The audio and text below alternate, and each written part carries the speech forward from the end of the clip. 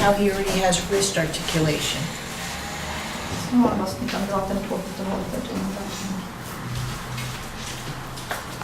And how the fingers will take a tempo, almost like just trees in the wind.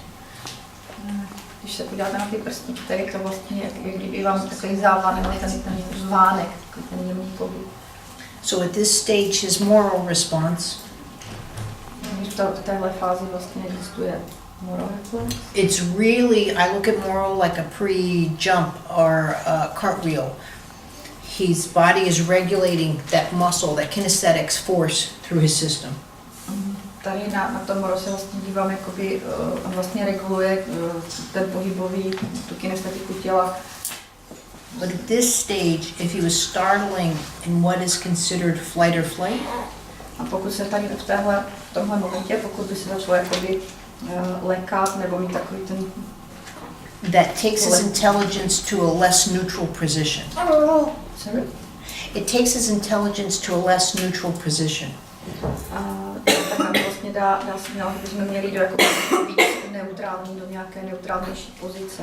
Like we know not to stick something in the socket. Jako víme, že třeba nemáme stakat něco do zásuvky. With intelligence comes very habitual movements. I don't get you. With intelligence, we know not to do things, so we restrict. Aha, takže jasně, když máme rozum, že s rozumem, tak víme, co nemáme dělat, co se nesmí, můžeme být jako přísný. At his stage, he should not be restricting his movement. A v téhle fázi bychom vlastně neměli nějakým způsobem omezovat ten pohyb.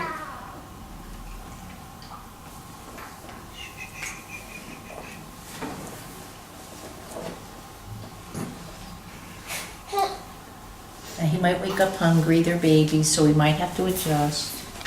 Třeba se nám chudí hladové, to miminko, že si budeme muset přizpůsobit. I really don't let kids cry on my table. Nenechávám miminka na stole plakat.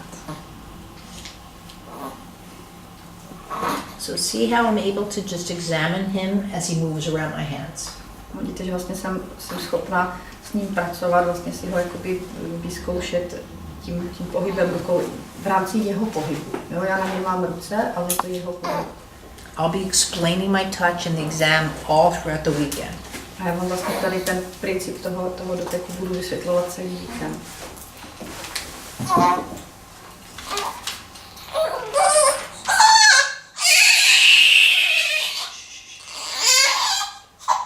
If he needs